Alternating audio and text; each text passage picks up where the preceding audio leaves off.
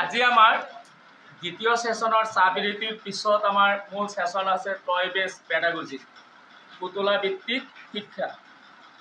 আমি এবাৰ যদি আমাৰ শৈশৱলৈ উভতি যাওঁ, প্ৰত্যেকেই আমি এবাৰ আমাৰ মেমৰিটো আমি একেবাৰে বাচ্চা যেতিয়া আছিলোঁ বা শিশু যেতিয়া আছিলোঁ সেই তাহানিৰ দিনলৈ এবাৰ আমি উভতি যাওঁ। আমি কি কৰি ভাল পাইছিলোঁ? আমি পুতলা ভিত্তিক প্ৰাক শৈশৱকালীন অৱস্থাত আমাৰ প্ৰত্যেকৰে এদিনাখন আছিল। আমি অতীতলৈ যদি উভতি যাওঁ তেতিয়া আমি প্ৰত্যেকেই বেছিকৈ মহিলাসকলে আমি পুতলাৰে খেলি ভাল পাইছিলোঁ। যেতিয়া আমি সৰু আছিলোঁ, সৰু সৰু মাটিৰে পুতলা বনাইছিলোঁ বা কাঠৰ টুকুৰে পুতলা বনাইছিলোঁ। আমাৰ প্ৰত্যেকজন বাইদেউ বা ছাৰহঁতৰ মনত আছে, আমি যেতিয়া কিবা উৎসৱ পাৰ্বণত গৈছিলোঁ তেতিয়া সৰু যিবিলাক প্লাষ্টিকৰ পুতলা আছিল সেই পুতলাৰ কাৰণে আমি দেউতাকৰ হাতৰ আঙুলি টানি ধৰিছিলোঁ বা মাকৰ কাপোৰৰ আঁচল টানি ধৰি আমি দোকানৰ পিনে লৈ গৈছিলোঁ। এই অভ্যাসটো আমাৰ প্ৰত্যেকৰে সাধাৰণতে আছে, নহ'লে আমি কান্দি মাটিত বাগৰি পৰিছিলোঁ। কি ধুনীয়া ধুনীয়া কাপোৰ পিন্ধাই লৈ গৈছিল, সেই কাপোৰৰ অৱস্থাৰে আমি মাটিত বাগৰি বাগৰি কেতিয়াবা কান্দিছিলোঁ।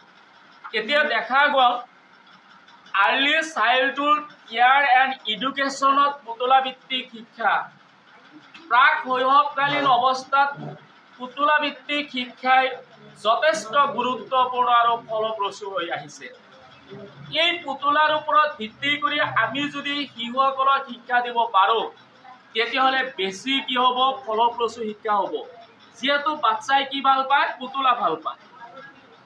আমি পুতলাৰ জৰিয়তে শিক্ষা দিয়াৰ ক্ষেত্ৰত কেৱল আনন্দই নহয়, কেৱল যে বাচ্চাবিলাকে আনন্দ পাব এইটোৱে নহয়, কিবা শাৰীৰিক, মানসিক, তাৰপিছত আপোনাৰ কল্পনা শক্তি হওক বা আৱেগিক হওক বা লেংগুৱেজ ডেভেলপ হওক, অৰ্থাৎ হলিষ্টিক ডেভেলপমেণ্ট হ'ব।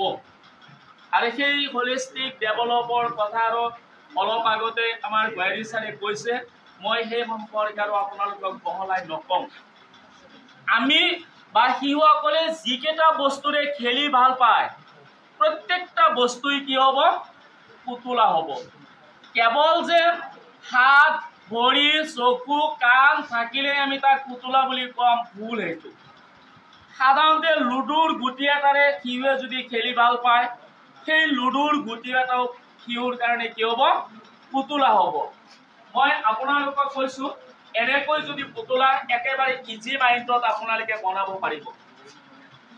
যেতিয়া আমাৰ পেলনীয়া মোজা সকলোৰে ঘৰত নিশ্চিতভাৱে আছে, ক্লাছত যায় যদি আমি ছাত্ৰ ছাত্ৰীসকলক কওঁ, ক শ্ৰেণীৰ ল'ৰা ছোৱালীক কওঁ যে তোমাৰ যিবিলাক পেলনীয়া মোজা আছে কালি মোজা এটা তুমি লৈ আহিবাচোন স্কুলত, তেতিয়া নিশ্চিত ছাৰ বা বাইদেউ যেতিয়া ক'ব তেতিয়া ছাত্ৰজনে বা সেই বাচ্চাজনে মোজা এটা আনিব।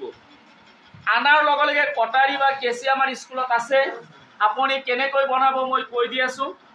আপুনি ওপৰৰখিনি কাটি দিব, ওপৰত ইমানখিনি কাটি দিব, এই গুৰুৱালৈকে কাটি দিব। কাটি দিয়াৰ পাছত আপুনি ইলাষ্টিকেৰে এইখিনি বান্ধি দিব। কি ভৰাইছোঁ মই ইয়াত? চাউল সোমাই দিছোঁ। চাউলত যদি অসুবিধা হয় তেতিয়াহ'লে আপোনালোকে বালাও দিব পাৰে, বালাটো হৈ যাব। ইজি মেথডত আপোনালোকে বালা সোমাই দিব। গোটেইখিনি বালা সোমাই দিব, মাজত এটা পৰ্চন কৰিব, ল' কষ্ট হ'ব লাগিব, পৰ্চন হ'ব লাগিব। এই পৰ্চন এইখিনি মূৰৰ আকৃতি হ'ব, এইখিনি চেপেটা যদিও পেটটো বেছি, এইটো এটা পাপেটৰ নিচিনা হ'ব বা পুতলা আকৃতিৰ হ'ব।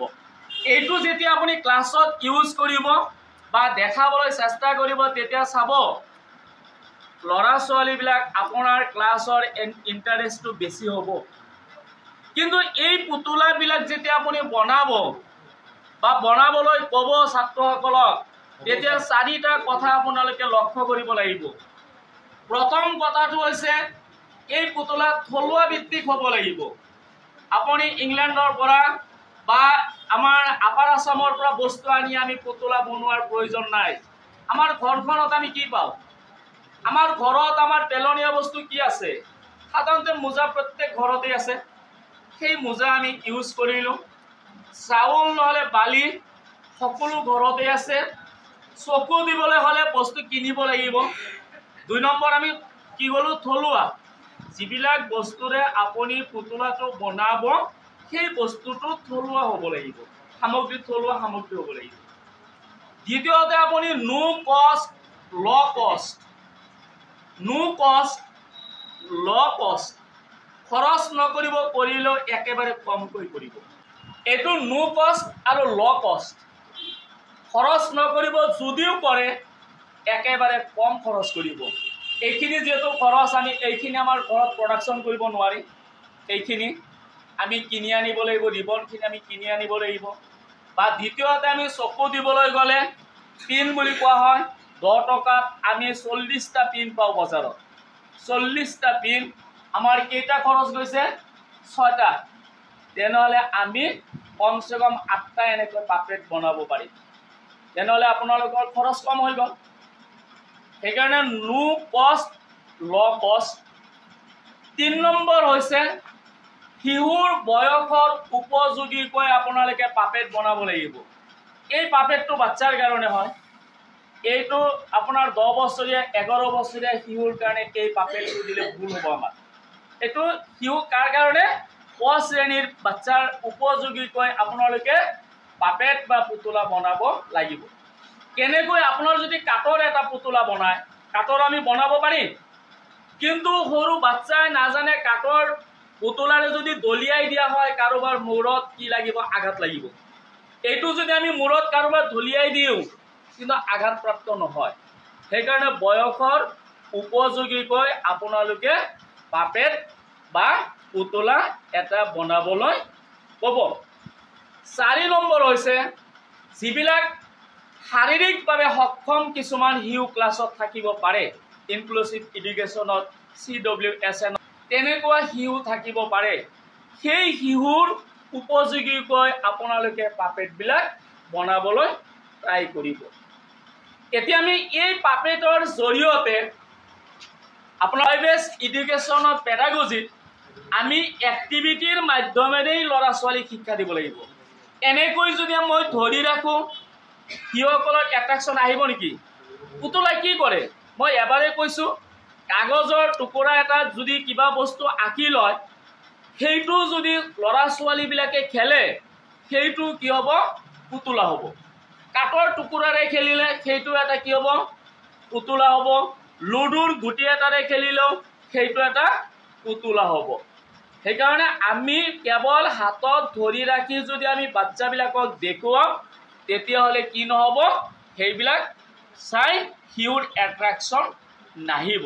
আমি শিশুক কেনেকৈ এট্ৰেকশ্যন বা মনোগ্ৰাহী কৰিব পাৰোঁ আপোনাৰ প্ৰতি বা ক্লাছৰ প্ৰতি এট্ৰেকশ্যন, যে কিছুমান শিশু আছে ঘৰত গ'লে পিছদিনা স্কুললৈ আহিব নিবিচাৰে, কিন্তু এনেকুৱা মাধ্যমত যদি আমি শিক্ষা দিওঁ, নাচি বাগি ভংগীমা হওক, সাধুকতাই হওক, বিভিন্ন পদ্ধতিৰে যদি আমি শিক্ষা প্ৰয়োগ কৰোঁ, দিবলৈ চেষ্টা কৰোঁ, তেতিয়াহ'লে চাব পিছদিনা মাকে বা দেউতাকে যদি কয় আলহী ঘৰত যাম, আজি স্কুলত যাব নালাগে, কিন্তু আপুনি সেই বাচ্চাজনক ধৰি ৰাখিব নোৱাৰে। কিয় নোৱাৰে? তাৰ আখৰখন আছে। আজি ছাৰে নাচি বাগি আমাক শিকাব বুলি কৈছে কালি, আজি ছাৰে পুতলা এটা বনাই আনিব, আজি ছাৰে লুডু খেলে, কেনেকৈ খেলে আমি নাজানো, লুডুৰ গুটি এটা আনিব বুলি কৈছে, আজি আমি স্কুলত যাম, মা বা দেউতা মই আলহী ঘৰত নাযাওঁ। চাব আমি কিছুমান ল'ৰাক ঠেলি পঠিয়াই দিব নোৱাৰোঁ স্কুলত, কিন্তু এই এক্টিভিটিৰ মাধ্যমত যদি আমি শিশুসকলক সদায় ক্লাছ কৰাৰ কাৰণে চেষ্টা কৰোঁ, যিহেতু আপোনালোকে প্ৰত্যেকজন দিছিল, নাচি দিয়াৰ লগে লগে কিন্তু আকৰ্ষণ বাঢ়ে। আপুনি নাচক, চাব হাল্লা বন্ধ হৈ যাব, মোৰ ক্লাছত হাল্লা হৈ আছে, কিন্তু অলপ ডেন্স দিয়ক, কঁকাল এটা ঘূৰাই দিয়ক, চাব তাৰমানে ক্লাছত আৰু হাল্লা নাই। সেইকাৰণে আপোনালোকে কালি এটা পাপেট বনাব আৰু স্কুলত যায় প্ৰত্যেকেই নিজৰ নিজৰ ল'ৰা ছোৱালীক এই পাপেটবিলাক বনোৱাৰ কাৰণে ক'ব আৰু সিহঁতে ধুনীয়াকৈ পাপেটবিলাক বনাই আনিব। আপোনালোকে পাপেটৰ জৰিয়তে বা পুতলাৰ জৰিয়তে কেনেকুৱা এক্টিভিটি কৰিব মই দেখুৱাই দি আছোঁ। এনেকৈ দুটা বস্তু আঁকি লৈ যাব ঘৰৰ পৰা। এইটো কি হয়? ল'ৰা ছোৱালীবিলাকক ক'ব, এইটো কি হয় তোমালোকে কোৱাচোন মাইনাহঁত? কাউৰী ক'ব। কিছুমানে চিনি অৱশ্যে নাপাব, মোৰো পকাটো ইমান ভাল হোৱা নাই, এডজাষ্ট হোৱা নাই, কিন্তু আঁকিবলৈ চেষ্টা অলপ কৰিছোঁ। কাউৰীৰ নিচিনা কলা কলা দেখা সম্পৰ্কে যায়, তেতিয়া কি ক'ব? এইটো কাউৰী বুলি ক'ব। আকৌ যেতিয়া এইটো আপুনি দেখাব, এইটো কি বুলি ক'ব? কল বুলি ক'ব। এইটো কলৰে আমি কি খাওঁ? পানী খাওঁ। এইটো শিলগুটিবিলাক আছে। এতিয়া মোৰ প্ৰশ্ন হৈছে, এইটো দেখাই যেতিয়া আপুনি সাধুকথা এটা ক'ব, আখৰখন বেছি হ'ব না কম হ'ব ছাৰ? বেছি হ'ব। এইটো দেখাৰ লগে লগে আপুনি এটা সাধুকথা ক'ব, কিন্তু ল'ৰা ছোৱালীবিলাকৰ এট্ৰেকশ্যন নাথাকে। কিন্তু যেতিয়া আপুনি এইটো ঘৰৰ পৰা যেনেকৈ হওক, শ্ৰেণী ইমান ভাল, আপুনি আৰ্টৰ শিক্ষক হ'ব নালাগে যে আমি ৰাষ্ট্ৰীয় পুৰস্কাৰপ্ৰাপ্ত আৰ্টত আমাক নালাগে, আগবাগকৈ আঁকিলে যাতে ল'ৰা ছোৱালীবিলাকে বুজি পায়, তেনেকুৱাকৈ আমি নিশ্চিতভাৱে আঁকিব পাৰিম। তেনেকুৱাকৈ কলহ এটা ধুনীয়াকৈ আঁকি ল'ব, যেনেকৈ পাৰে হওক। শিলগুটি এটা নিব। আমি জানো এইটো দেখাৰ লগে লগে আপোনালোকৰ কাহিনীটো মনত পৰিছে। কি কাহিনী হ'ব? আমাৰ এট্ৰেকশ্যন কিন্তু নাথাকে।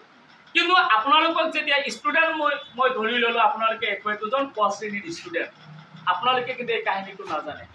তেতিয়া ল'ৰা ছোৱালীয়ে ক'ব, কি যে ক'ব ছাৰে, কেনেকুৱা কাহিনী যে হ'ব? এনেকুৱা চকু কিন্তু লৰচৰ নকৰে। কি ক'ব? তাৰমানে নজনা, আমি যেনেকৈ নজনা কথা জানিবলৈ চেষ্টা কৰোঁ, এইটো নজনা কথা নুশুনা বা নেদেখা বস্তু দেখাৰ ইচ্ছা হয় বেছি। ঠিক তেনেকৈ আপোনালোকৰ মাজৰ পৰা দুজন মানুহক মাতি আনি এই কাহিনীটো আপোনালোকে প্ৰেজেণ্টেশ্যন কৰক। কেনেকৈ প্ৰেজেণ্টেশ্যন কৰিলে ল'ৰা ছোৱালীবিলাক আকৰ্ষিত হ'ব, আৰু সেই কেৱল আকৰ্ষিত নহয়, ল'ৰা ছোৱালীবিলাক যাতে ভৱিষ্যত সিহঁতৰ এই পুতলা ভিত্তিক শিক্ষণৰ মাজেৰে সিহঁত অধিক ফলপ্ৰসূ হ'ব পাৰে। তেনেকুৱাকৈ আপোনালোকে দুজন টিচাৰ, দুজন ছাৰ বা বাইদেউ মোৰ ওচৰত আহক।